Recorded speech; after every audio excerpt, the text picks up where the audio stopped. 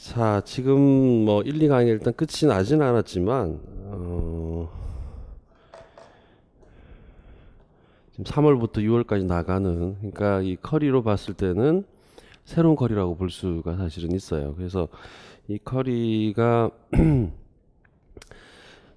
제가 1, 2월 달에 말씀드렸듯이 1월 달하고 2월 달에 제가 가르쳐 드리는 거 하고 3월 달하고 6월 달에 가르쳐 드리는 거하고 7월, 8월하고 9월, 10월, 11월 가르쳐 드리는 게 좀 다를 거다.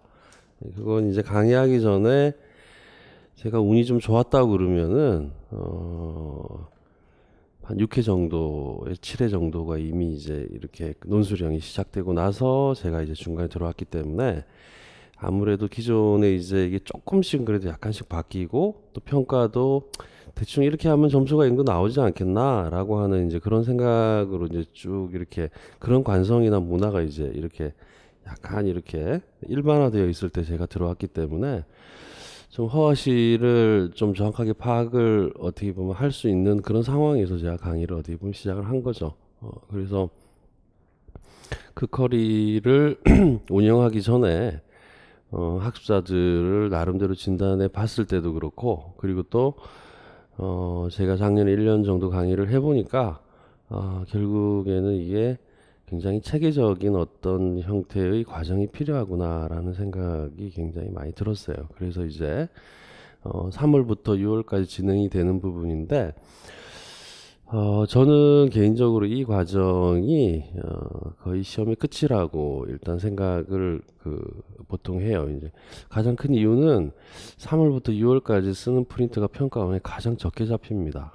사실. 그리고 맨 마지막 모의고사는 기능적으로 시간을 어느 정도 이제 맞춰서 문제를 풀어보는 부분에 초점을 일단 두셔야 되고, 그래서 이제 적중 확률은 조금 떨어질 가능성이 굉장히 높아요, 사실은. 그래서 이제 3월달하고 6월달을 어떻게 잘 이끌고 나가는가에 따라서 7월달하고 8월달하고 9월달, 10월달이 그 더해가지고 굉장히 이렇게 잘 갈 수 있는 그런 커리로 되기 때문에 3월달하고 6월달 부분이 굉장히 중요한 형태의 어떻게 보면 커리다, 이렇게 저는 개인적으로 생각을 해요. 그리고 이제 오랜 시간 동안 제가 일단 뭐 교육 심리하고 관련이 있는 파트를 전공을 해서 또 그렇고 또 성향도 그렇고 학습자들을 잘 관찰하는데 이 각각의 개개인에 대한 관찰은 크게 하지 않아요. 그래서 결국 이제 저는 이제 강사로서 뭐냐면 1년 동안 강의를 이렇게 하고 수업을 어떻게 보면 듣고 나서 그 학습자들의 어떤 결과죠. 그러니까 점수나 합격이 이제 되고 안 되고 이제 거기에 초점을 굉장히 많이 어떻게 보면 두면서 이때까지 강의를 해왔다, 이렇게 바로 보시면 돼요. 한 십몇 년 동안. 그래서 지금 여러분들이 가장 어려움에 처해 있고 과거에도 어려움에 처해 있었던 이 어떤 부분이 임용고사와 관련해서 준비와 관련되는 부분인데 과거에는 조금 어렵다 하더라도 따라가려고 했던 부분에 문화가 있었다면 지금 선생님들의 세대는 과거 선생님들의 세대하고 상당히 많이 다르죠, 사실은. 네, 그래서 제일 처음에 좀 쉬운 걸 찾아요. 대부분 다. 그리고 이제 언어도 많이 어려운 것들을 가급적인 피하려고 하는 그런 부분이 있어요. 근데 이제 그것이 평가 기준에 어느 정도 바로 대응이 되는가라고 하는 측면에서 결국에는 이제 에, 지금 선생님들이 과거의 선생님들보다 굉장한 그 어려움을 걸칠 수밖에 없는 부분인데 과거에도 일단 그렇게 있었어요. 1, 2 강의 때도 제가 조금씩 말씀을 드렸지만 제일 그런 게 이제 우리가 이제 소위 이제 기본서라고 하는 부분이 있고 과거보다 많이 안 보죠. 근데 출제는 여전히 기본서에서 출제를 합니다. 모든 과목들이 사실은. 근데 이해는 가는 게 이제 기본서가 많이 늘어 있기 때문에 이 기본서를 다 소화하기가 굉장히 힘드니까 일단 그 교재를 보는데 이 교재 중에서도 보면 가독성이 좋은 교재를 따라 들어가죠. 그럼 일정 부분의 점수는 나오지만 최고득점은 사실은 그의 난이도가 많이 떨어졌을 때는 가능성이 있어요. 많이 떨어지고 답을 좀 정확하게 약간 쓰려고 했을 때는 가능성이 있는데 전반적인 출제로 보면 확률적으로 보면 그게 결국에는 한 5년 정도에 한번 돌아올까 말까 합니다. 그래서 임고의 준비에 걸리는 기간이 무지막지하게 길어진 거예요, 이게 지금. 음. 그래서 과거 같은 경우에 대학교 4학년 때 이제 합격을 하고, 지금도 대학교 4학년 때 합격을 하는 학습자들을 가만히 찾아서 들어가 보면 어느 특정 대학이나 이런 부분들에 있어서 교수님들이 쓰는 언어가 비교적 좋고 학습에 관련되는 방향이 굉장히 좋은 거죠. 그래서 임용에서 복이 있다면 제일 처음에 누굴 만나느냐가 상당히 오랜 기간 동안 이게 문제를 사실은 일으켜요. 근데 저는 개인적으로 봤을 때는 누구를 만나든지 간에 나를 믿고 따라오라고 하면 일단 심리적 안정감은 굉장히 들겠죠. 그런데 누구를 믿고 가든지 간에 그 강사의 결점을 일단 위주로 해가지고 보기보다는 그 강사에 대해 조금 부족한 점이 뭘까? 그걸 자기가 약간씩 보완하는 방향으로 간다고 한다면 그것은 공부의 방향이 그렇게 그 안 좋은 방향은 사실은 아니라고 볼 수가 있는 거죠. 그래서 이 기본서가 있고 지금 보면 교재가 있죠, 그죠? 자, 교재가 있고 그다음 여기에 관련되는 프린트가 있죠. 그리고 7월달, 8월달 들어오게 되면 결국에는 문제가 있어요. 그죠? 자, 이제 이게 이제 뭐 어떤 뭐 흔히 말하면 이제 영역별, 그다음에 뭐 실전, 그다음 뭐 최종 이런 식으로 문제가 있죠. 과거에는 이거를 맞추기가 굉장히 그 힘이 들었던 게 임용의 곡선이 사실은 해마다 출제 범위가 달라졌어요. 그거를 지금 3월부터 6월달까지의 이 그 텐라인 교재를 살펴보면 그 지형을 선생님들께서 아마 볼 수가 있을 거예요. 그런데 이 서답형 지금 6년 동안 진행되는 과정을 보면 지난 객관식 기출 5년의 범위를 크게 많이 안 벗어나고 있는 특성들을 보여요. 근데 이것도 지금 5년 정도가 시행되고 나서 알게 된 거죠. 그죠? 사실은. 그리고 작년 시험도 4개의 교육학의 조건 중에서 단 한 문제도 객관식에서 등장하지 않았던 조건은 없어요. 다만 적용의 문제에 있어서 훈련이 안 돼 있었다라고 한다는 게 진단이 된 부분이고, 저는 작년 강의를 통해서 지금 3월부터 6월달까지 또 그 문제풀이에서 제가 어떻게 강의를 했는지를 선생님들께서 아마 알 수 있을 것 같은데, 그런 부분들이 제가 나름 보였기 때문이에요. 부분적으로 보였죠. 약간씩 적용해서 들어가는 부분에서. 그래서 제일 중요한 거는 이게 이제 이렇게 되면 선생님들이 바로 원하는 건데, 이게 결국에는 같이 가야 된다라고 하는 거죠. 근데 이게 같이 가기가 임용의 특성상 굉장히 어려워요.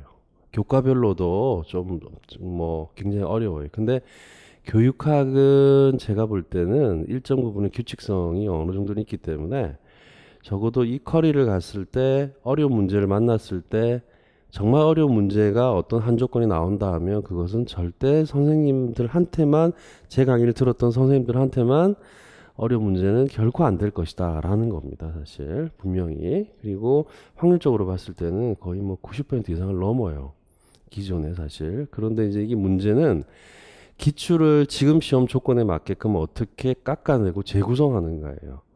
여기서 제가 이제 전공 강의를 오래 했기 때문에 또 뭐 교과도 약간 부합이 약간 되고, 그래서 이제 아마 강점을 가장 살릴 수 있는 부분이 3월달하고 6월달 강의지 않을까 저는 생각이 일단 들어요. 그래서 이 부분에서 어느 정도 이렇게 유기성이 맞아야 된다라는 거죠. 그래서 지금 1월달하고 2월달 부분에서 그 GT 교육과 지금 일상권이 나갔죠, 그죠? 그리고 요거하고 이제 지금 작년엔 체제를 뭐 처음 하기 때문에 1월 1, 2월 강의에서 뭐가 좀 부족했는가 위주로 해서 기출을 따라갔던 강의가 작년에 3월달, 4월달이에요. 그러니까 성격이 1, 2 강의에서 조금 많이 부족한 것들이 3, 4월에 이제 이렇게 구성이 됐던 게 작년 강의인데, 올해 지금 이제 그 이거를 분류 배치한다고 굉장히 하여튼 얘를 먹었어요, 사실은. 지난주 휴강까지 하면서 3권도 뭐 거의 교재가 다 완성이 됐음에도 불구하고 지금 3, 4월 교재 때문에 딱 막혀가지고,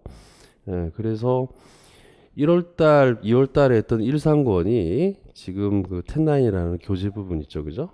그래서 3월달하고 6월달에 지금 여기 이제 1월이고 이게 이제 36이죠.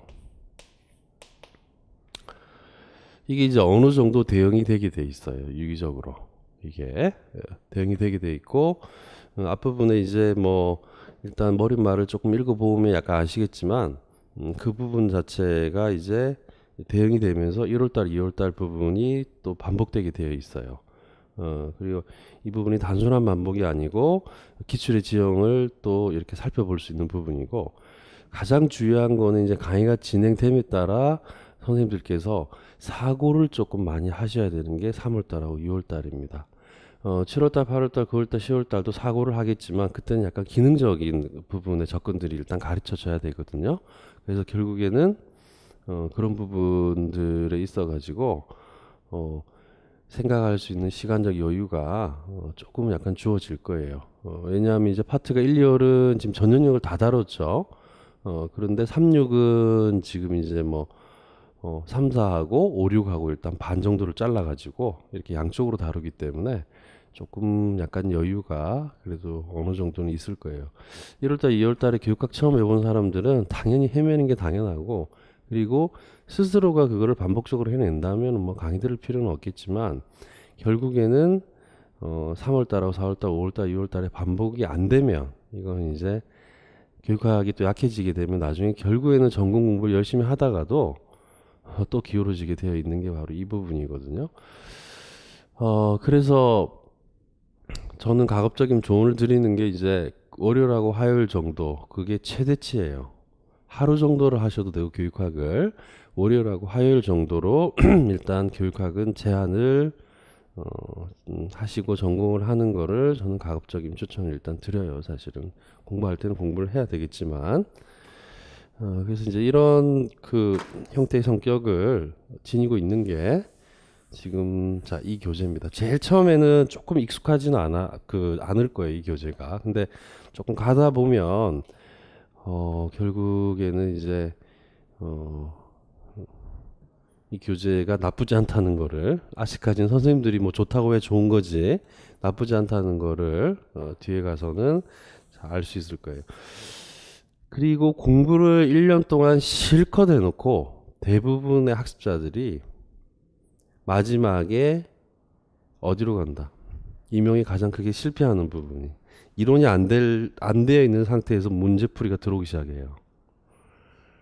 그러면은 이제 뭐뭐 다 따로 놀게 돼요. 그럼 개념이 뜨게 되거든요, 결국에는.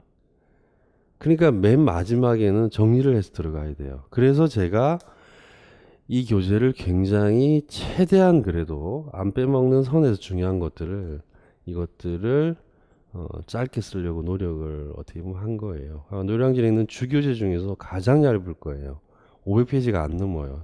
거의 400페이지 후반대인데 그래도 세 권을 모아놓으면 좀 두껍죠. 두꺼울 거예요, 사실은. 그래서 공부하는 방식은 이제 이그 텐나인을 좀 보다가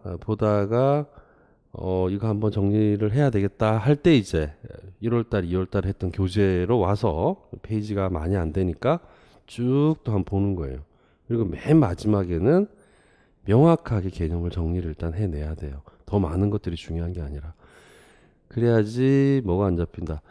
출제자는 A라는 개념을 물었는데 헷갈려서 B를 쓰는 경우죠. 그 경우를 일단 막아야 된다는 거예요, 사실은. 그래서 그런 부분에 일단 초점이 있어요. 그리고 3월 달부터는 일단 실수강 강의자들을 중심으로 해서 일단 강의를 이렇게 나갈 거기 때문에 제가 그 프린트를 신경을 조금 쓸 거예요. 1, 2월 달에 이제 시간적인 부분이 있어서 그래서 그 프린트 같은 경우에는 이제 1, 2 교재하고 3, 4 교재가 더 중요해요. 프린트보다는. 그래서 그 프린트는 약간 부차적인 부분에서 이 프린트를 약간 이렇게 활용해서 이렇게 약간 보시면 되는 부분이라고 할 수가 있습니다.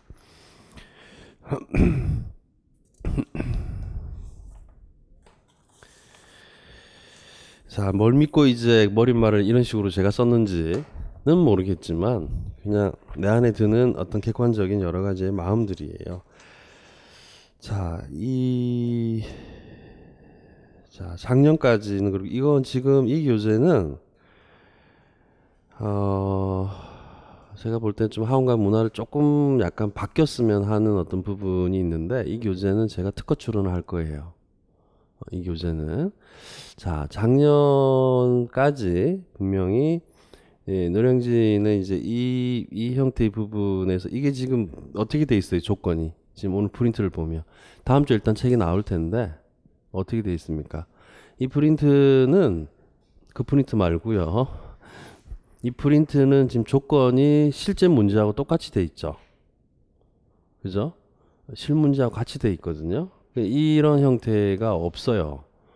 바꿔 표현해 보면 이 조건 하나가 조건 4개 중에 나오는 선생님이 시험장에서 써야 되는 답안지입니다.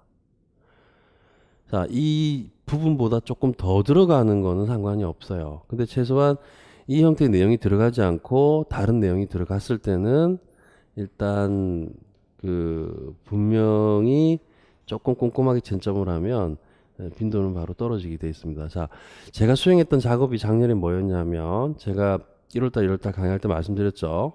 아침부터 해가지고 평균 새벽 1시 반에 작업이 끝났다. 그건 뭐냐면, 기출의 언어가 있다. 그럼 객관식 기출이 지문이 있죠.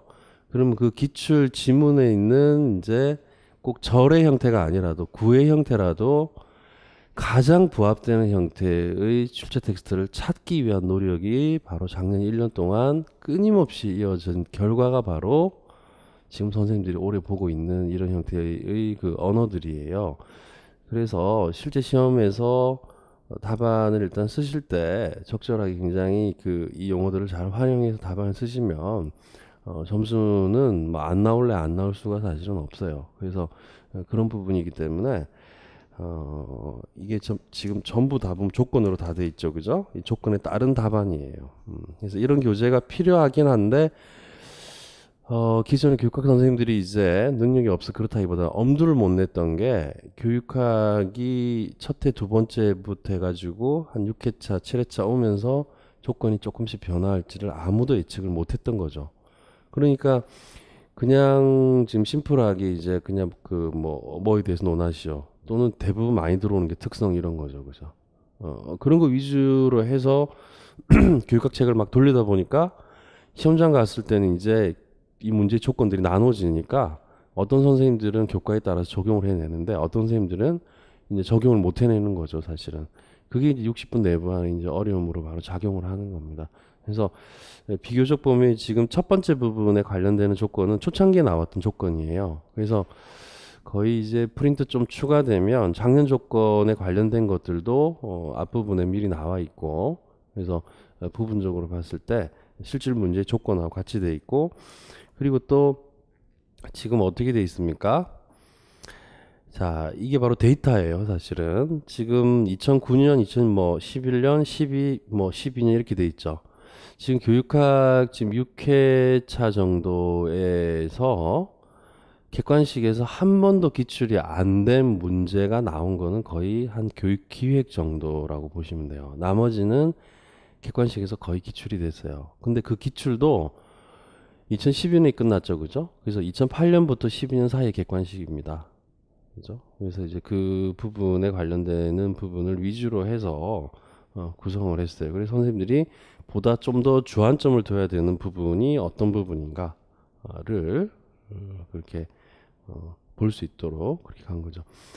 자, 이제 이렇게 교재를 구성한 것은 이제 그 강의자 입장에서 일단 형식으로 잡아야 되는 부분들도 사실은 있지만, 이렇게 조건을 구성한 가장 큰 이유는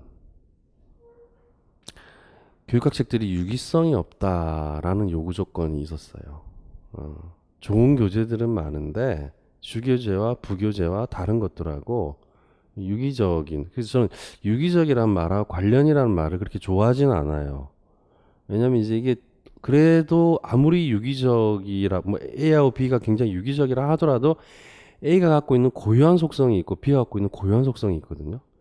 그게 이해가 되고 난 상태에서 유기가 따라야 되는데, 그래서 그냥 대응된다라는 말이 저는 더 맞는 것 같아요, 사실은. 그래서 그런 부분들이 굉장히 좀 이렇게 떨어진다라고 생각을 하기 때문에 아무래도 학습자들이 이제 그런 어떤 이야기들을 저한테 이렇게 이야기를 한 것 같아요. 그리고 교육학 용어는 상식적 용어예요. 어려운 용어가 없어요. 우리가 그 전공 부분.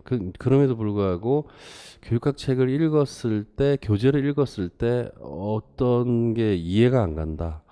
그랬을 때 이제 이해가 안 가는 걸 들고 와서 물어보면 보통 세 줄에서 네 줄 정도를 적힌 거예요. 그건 이제 원래 이제 교육학자가 이제 뭐 검토가 좀 잘 안 돼가지고 비문의 형태가 실려 있거나 아니면 옮기는 과정에서 어떤 부분에 문맥이 이렇게 내려오는데 그런 부분 중간 부분을 약간 빼버리고 그런 것들을 하나를 이렇게 가지고 오니까 이해가 안 가는 거. 어. 그런 것들이 이제 반영이 된 거예요. 지금 그 13 교재 같은 경우에도. 그래서 어떤 교재를 만난다 하더라도 분명히 그 부분은 선생님들이 만날 수 있고 교육학을 해도 뒤에는 정리가 안 된다라고 하는 부분을 어떤 교육학 책을 본다 하더라도 만날 수밖에 없는 지점이에요. 그리고 또 하나는 뭐 어떤 부분이었냐면 쉽게 가는 선생님들이 실질 시험장에서 제가 교육학 강의를 작년에 나오니까 모니터를 하려고 해서 한 게 아니고 알았는데 시험장에서는 키워드만 떠올라서 이것을 조합을 전혀 못 시키겠더라라는 거예요. 그래서 지금 이 교재가 필요한 겁니다. 제가 1월달, 2월달 할 때 한 줄로 바꿀 때 보면 선생님들 보고 분절화에 대해서는 신경 쓰지 말라고 제가 분명히 이야기를 했죠. 그죠? 각각의 객관적인 언어가 일단 중요하고 이게 들어와서 바로 실전으로 바로 들어가는 거예요. 그래서 이 지금 교재 안에 나와 있는 이 조건 4개를 합치면 그냥 모의고사 문제 하나가 되는 거예요. 사실.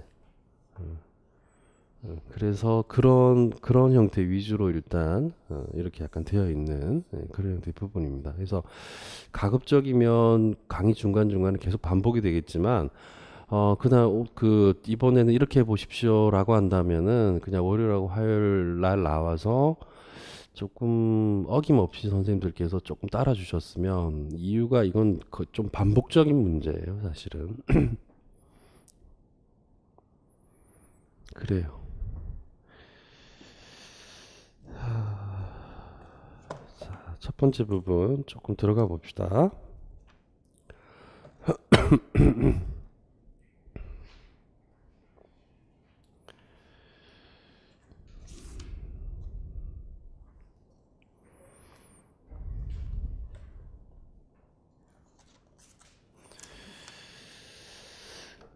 자, 행동주의 부분이 나오는데, 자, 크게 물었죠. 행동주의 이론 관점에서의 학습 설명 이렇게 물었죠.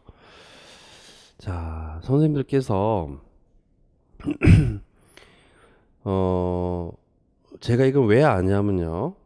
어, 서사평 첫 해에 문제가 거의 이랬는데 첫 해의 문제를 교원대에서 매겼어요.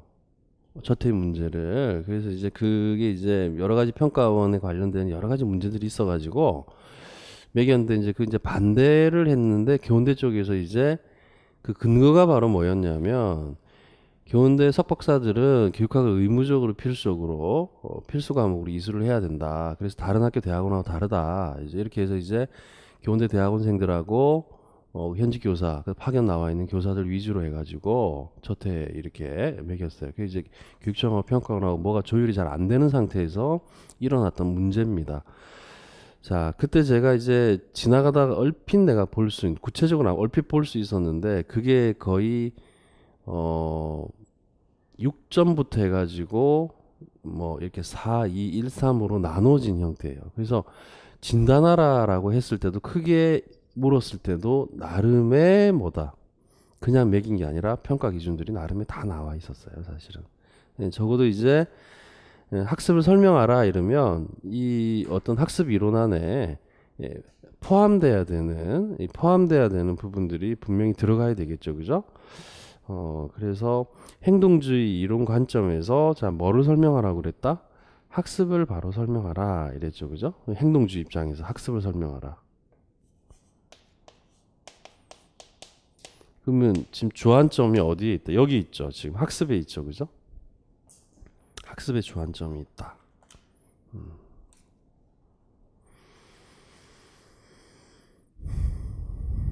자, 행동주의는 우리가 알다시피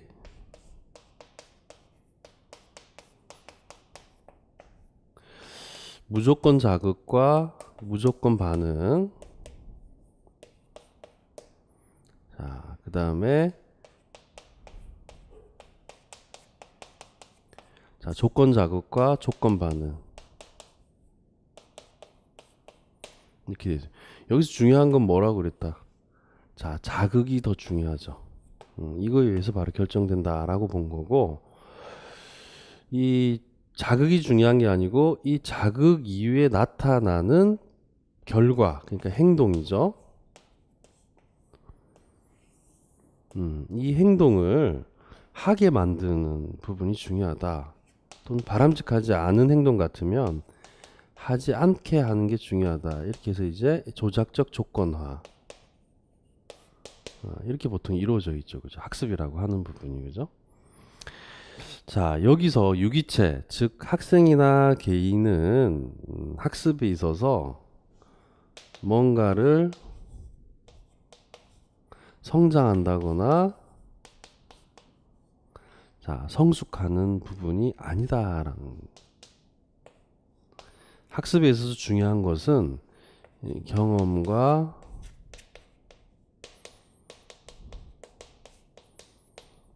자, 연습이에요. 자, 이 경험과 연습을 통해서 뭐가 바뀐다. 자, 행동이 변화되는데 이 행동의 변화가 학습에 있어서는 비교적 영속적 변화를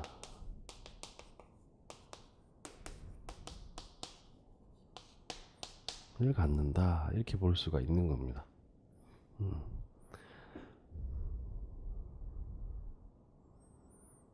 자, 학습에서는 성장과 성숙보다는 경험과 연습에 의해서 행동이 변화가 되는데 비교적 영속적 변화이다 라고 보는 거죠. 비교적 영속적 변화이다.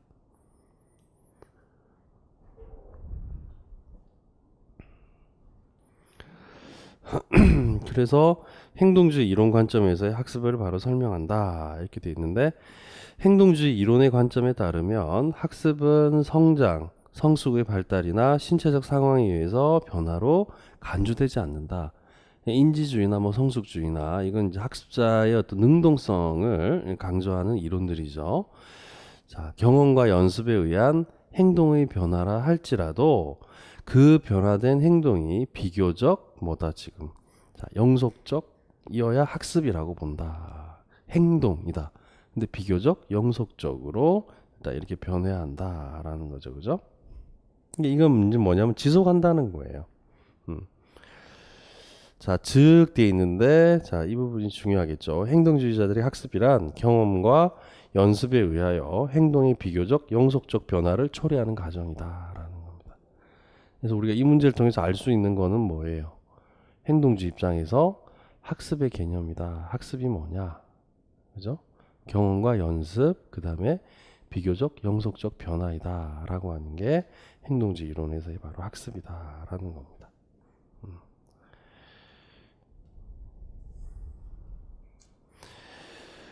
자, 교육심리 앞부분은 많이 그렇게 할 게 없는데 조금씩 우리가 사고를 해야 선생님 되는 게, 이게 적용이라는 말이 좀 맞기는 맞는데요. 근데 적용을 하는데 그냥 자기가 적용하는 게 아니고 뭐에 맞게끔 적용을 하냐면 실질 시험 문제죠. 시험 문제의 조건에 맞게끔 적용하는 거예요. 그래서 이거를 통변이라는 말이 참 맞는 것 같은데, 이거를 영어로 옮기면, 선생님께서 영어를 하시지만 이걸 영어로 옮기면 이 의미적으로 봤을 때 이제 해석이 되는데, 이 해석이 사실은 이게 이 앞부분의 의미를 살리면서 해석을 하는 게 중요한데, 여기에 대한 적절한 단어가 없는 거예요, 사실은. 그래서 이게 이제 우리가 보면 이제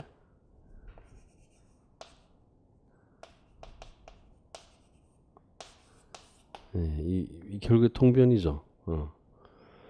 뭔가 변화가 되는데 이거는 지금 같다는 거고, 그죠? 이건 변화되니까 이건 뭐 같지 않다는 거거든요. 변화되어도 같다는 거예요.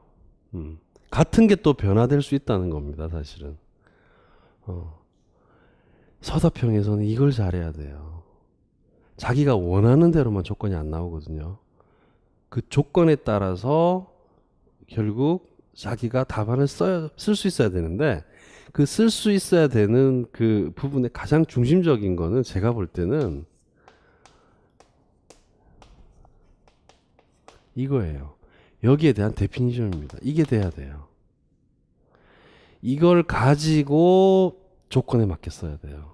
아니면 답안이 풀리게 되면 전공도 마찬가지고 교육학도 마찬가지고 우리가 합격할 수 있는 고점으로 안 나오고 항상 애매한 부분에 나와요. 이 애매한 부분을 극복시키려고 자료와 교재 부분, 아까 이야기했듯이 저게 흐트러지기 시작하면서 임용의 고통이 시작되는 거예요, 이게.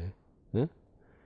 그게 제가 10년 동안 봐온 부분이거든요. 그래서 특히 교육학 같은 경우에는 이 부분이 굉장히 주요하다라는 겁니다.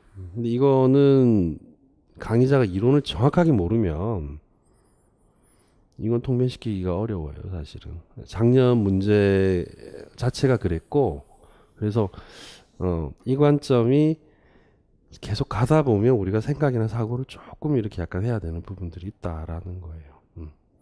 그리고 이제 이 플러스 시키는 거 있죠. 주어의 조건은 지금 학습이죠. 그럼 지금 행동주의에서 학습이 나왔죠. 그럼 행동주의 학습 자체에 대해서 이런 단어들을 가지고 설명을 할 수 있겠죠. 그죠? 근데 여기 나와 있듯이 학습이란 경험과 연습, 그죠? 성장과 성숙이 아니라 에 따라서 이렇게 행동을 하는데 이 행동에 관련되는 비교적 영속적 변화이다. 이렇게 딱 돼 있다. 그러면 또 다른 이론과 관련해 가지고 학습이 나오죠. 그러면 이 정의를 그대로 이렇게 가지고 오고 나머지 정의도 그대로 가지고 오는 겁니다. 조건에서 차이점을 쓰라고 한다면 이 중간에는 결국에는 뭐다 반면 이야기를 하는 중간에 접속사가 이렇게 들어가게 되는 거죠. 그죠? 그래서 그런 방식으로 시험 문제를 어느 정도 풀어야 사실 작년처럼 이렇게 뭐 조금 속된 말로 칼채점을 한다고 하더라도 채점 확률이 높아지는 거고 크게 매긴다 하더라도 마찬가지예요. 그래서 결국 전공이든 서답형이든 여기에 이 시험 전체에 어떻게 보면 핵심적인 부분들이 있어요. 자, 고전적 조건화와 조작적 조건화 개념을 자 설명하라 이렇게 돼 있거든요, 그죠? 자, 지금 자 고전적 조건화죠, 그죠? 자, 뭐가 나왔다 지금? 자, 본능적 또는 반사적 반응과 흡수한 불수의적 정서 반응 또는 생리적 반응을 일으키도록 하는 학습의 한 유형이다. 이렇게 돼 있어요. 자, 이 단어도 써주면 좋겠죠. 이게 아주 그 교육학에서는 일반적으로 통용되는 단어예요. 지금 어떤 단어가 나왔냐면 불수의적이다. 이런 말이 나왔어요.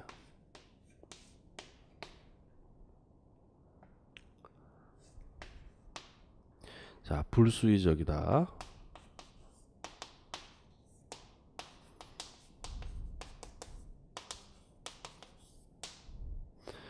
자, 이 말은 뭐냐면 자신의 그냥 일반적으로 딱 이야기를 하면 이제 비자의적이에요. 자, 바꿔 표현해 보면 뭐냐면 자발성이 하나도 없다는 겁니다.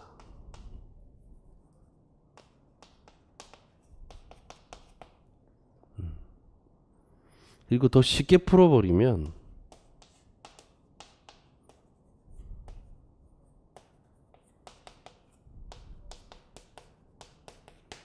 마음대로 되지 않는, 의지대로 되지 않는 거예요, 이게. 의지대로 되지 않는 거. 마음대로 되지 않는. 행동주의 입장에서 뭐예요? 자, 자극을 주죠. 그럼 그 자극에 따른 반응이죠. 자극을 줬기 때문에 반응하는 거예요. 조적적 조건에서는 반응한 결과에 따라서 조작하기 때문에 결국에는 또 행동하는 겁니다. 행동하지 않거나. 그죠? 그러니까 의지가 하나도 안 들어가는 거예요. 크게 말하면. 동물이나 사람이나 거의 같다고 보는 거죠. 그죠? 그러니까 이게 지금 이 단어가 나온 거예요. 그래서 고전적 조건하는 학습자가 본능적 또는 반사적인 반응과 R이죠. 그죠? 흡사한 불수의적 정서 반응 이렇게 돼 있어요. 그러니까 자발성이 없는 정서 반응이라는 이야기예요. 그죠?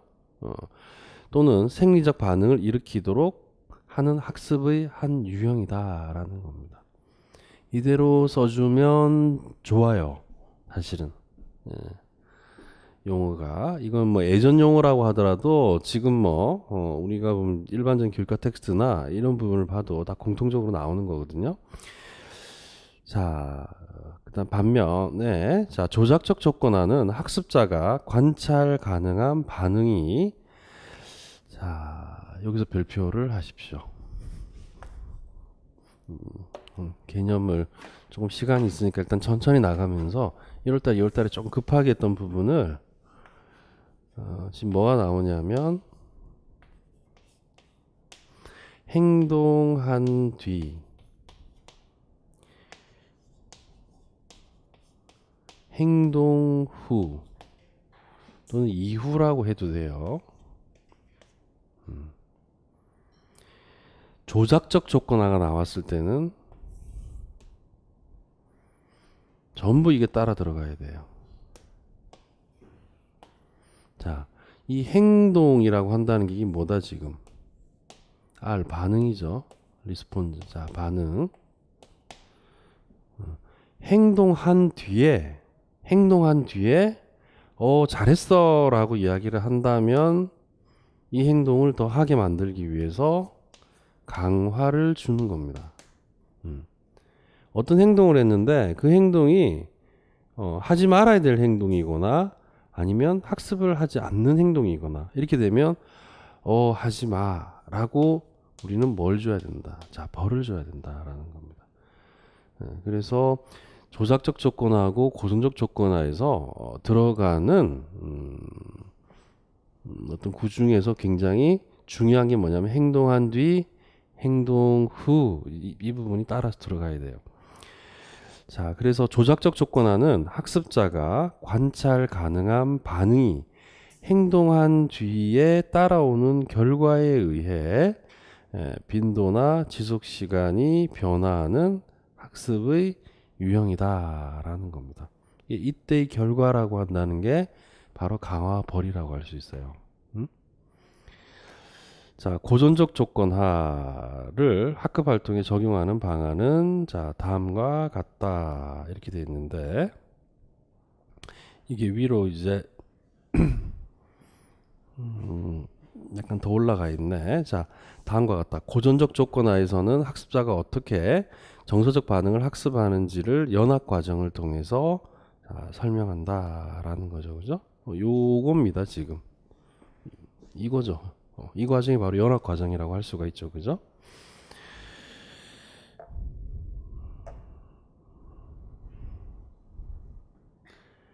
자, 지금 넷째 줄에 고전적 조건화를 학급 활동에 적용하는 방안은 다 한 것 같다. 그걸 지워버리십시오.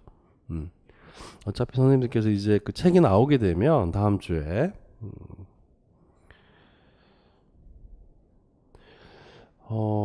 제가 이제 그 말씀을 안 드리고 일단 이렇게 하는데 1월달, 2월달 강의가 끝이 안 났기 때문에 그 일요일 강의가 아직 끝이 안 난 선생님들은 그 텐나인 그 책을 받기 전에 그냥 그 프린트를 다운로드를 그 텐나인 교재 부분 하지 마시고 그냥 1월달, 2월달 강의를 좀 들으시고 교재가 나오면 강의를 들으세요.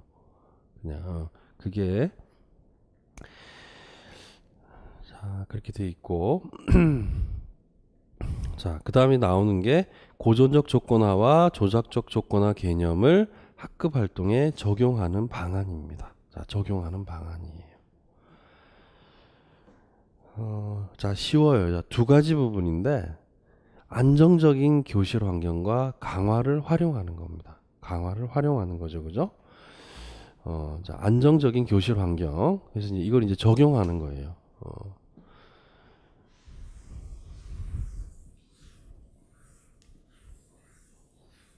자, 나와 있는 게 양쪽을 적용한다. 자, 첫 번째 부분에 나와 있는 게 고전적 조건화.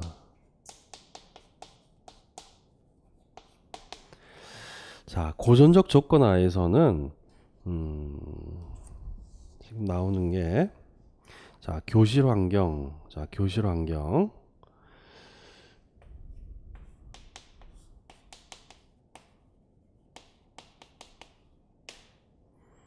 을 일단 만들도록 한다라는 거죠. 그죠? 자, 교실 환경을 만들도록 하고, 자, 그 다음에 조작적 조건화에서는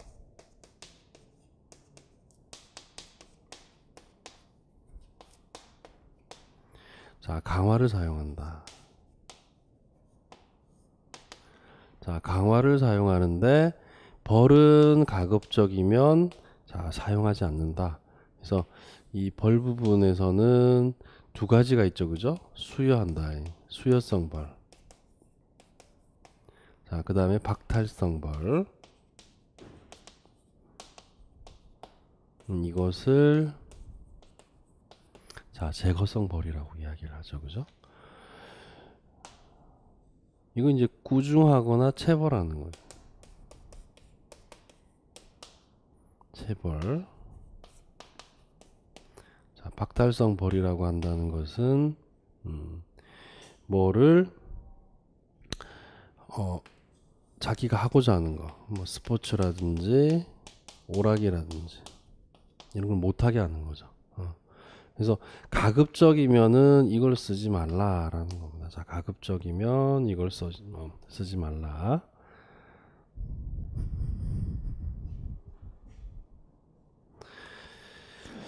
자, 그러면 여기서 지금 거꾸로 보면 지금 조건이 뭐가 바뀌어야 될 것 같아요? 그리고 답안이 뭐가 좀 바뀌어야 될 것 같아요? 지금 딱 봤을 때 선생님들이 만약에 채점자라고 봤을 때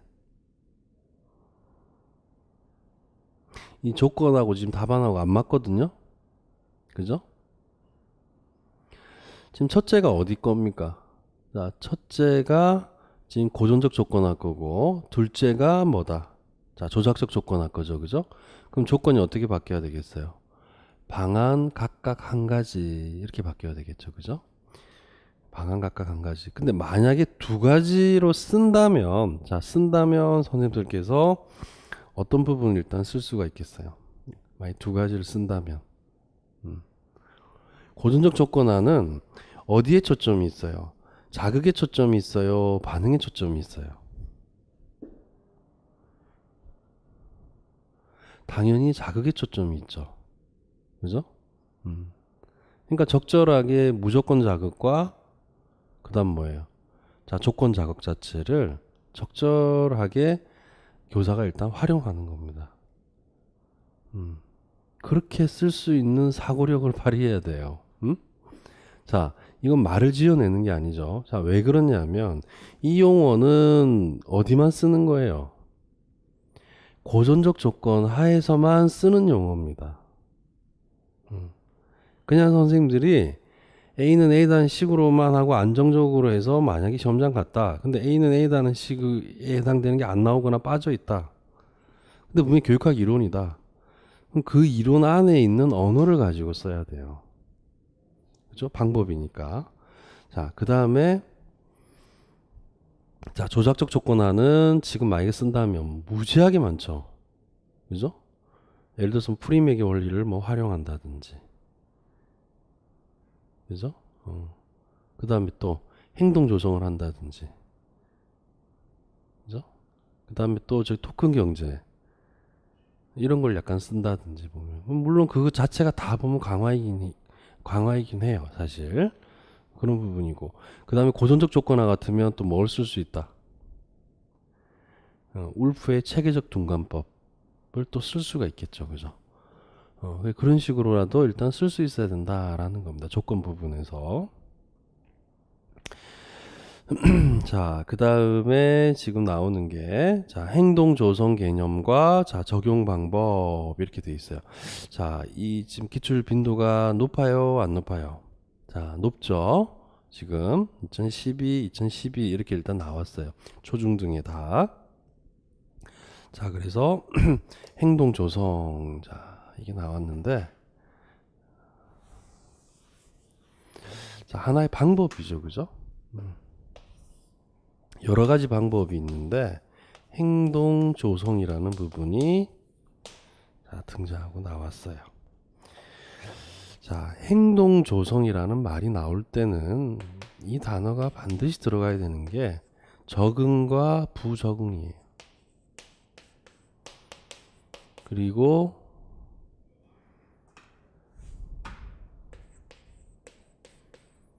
자, 선생님들께서 문제가 나올 때는 지문을 주고 그 지문 안에서 어떤 개념을 찾아 써라 라고 하는 문제가 나올 수 있습니다. 그 문제를 정말 안 들려야 돼요. 과거부터 나왔던 문제입니다. 그래서 이 행동 조성과 관련되는 부분이 있는데 이 행동 조성과 관련해 가지고 나올 때는 어떤 단어를 중심적으로 찾아라. 자, 적응과 부적응입니다. 사실은 적응과 부적응.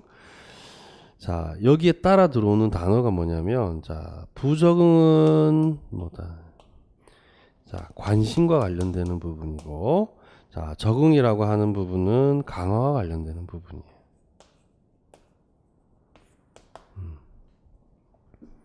어떻게 보면 무관심이죠.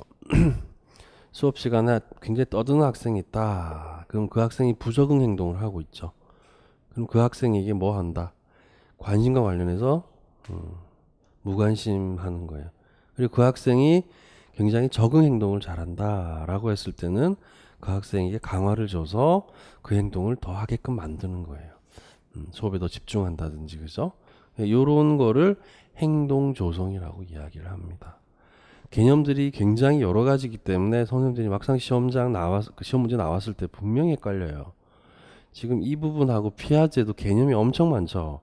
이거를 좀 천천히 하나하나 뜯어서 1, 2월 달에는 그래도 어느 정도 부분에 좀 급하게 나간다고 나갔죠. 3, 4월 달에는 이런 것들을 하나씩 해서 또다시 반복을 해야 돼요. 보다 좀 더 정확하게. 자, 그래서 이제 행동 조성은 자, 부적응 행동에 대해서는 자, 부적응이 나왔죠. 그죠? 자, 강화물을 제거하고 새로운 적응적 행동에 대해서는 긍정적 강화를 주는 방법이다. 자, 행동 조성의 일반적인 정의입니다. 그죠? 그러면 행동 조성하면 떠올려야 되는 게 부적응과 적응이라는 키워드를 떠올리고 그다음에 관심과 강화라는 키워드. 그러니까 무관심이죠, 사실은. 그래서 이제 이건 이제 바꿔 표현해 보면 강화물을 또 제거한다 이렇게 표현할 수도 있어요. 자, 이제 여기 개념 나왔죠, 그죠? 그리고 실제 문제성 어떻다? 이 행동 조성을 자 적용하는 방법이에요. 여기에 대한 구체적인 예를 써라라고 한다면, 그죠? 예를 써라라고 돼 있죠, 그죠? 자, 요 문제는 지금 제가 작년 내서 그런데 일단 선생님들이 이 문제가 나왔을 때는 어떻게 가야 된다? 행동 조성에 관련되는 개념을 쓰라고 했기 때문에 예를 들어 가지고 이제 이 개념을 써라. 그리고 이 개념에 근거해서 예를 써라. 그럼 예를 들죠. 예를 드는 부분에서 이 앞부분의 개념에 관련되는 정의 자체가 얘에 다 포함이 된다. 그 말은 뭐냐면 개념을 쓸 때도 뭐다 지금. 이게 들어가야 되죠.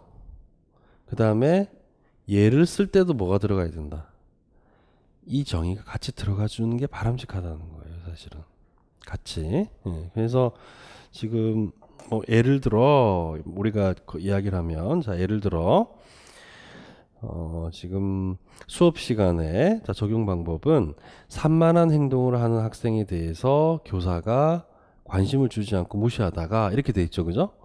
요 부분에서 이제 들어간 다음에 앞부분의 개념을 활용한 뭐다? 부적응 행동이라는 키워드를 넣어주면 더 좋겠죠, 그죠?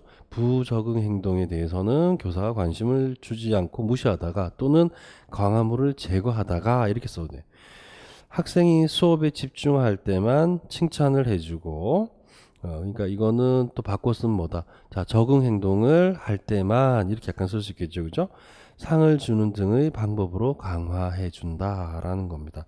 그래서 지금 제가 조건 통비는 일어났죠? 여기는 뭐냐면 적용 방법을 써라고 그랬죠.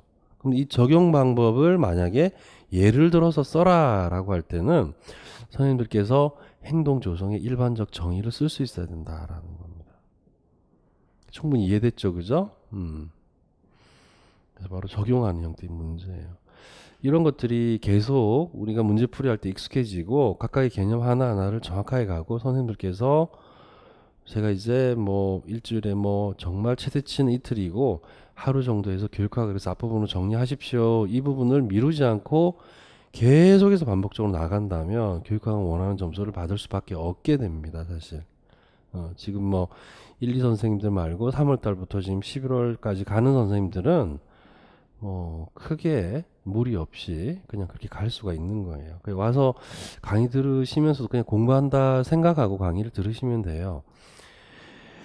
자, 그 다음에 조건이 뭐냐면 장점 각각 한 가지 이렇게 돼 있죠, 그죠? 그래서 이건 뭐다? 문제 행동은 말 그대로 교정하고 바람직한 행동은 자 습득하는 것 또는 뭐 더 하게 만드는 것, 그죠?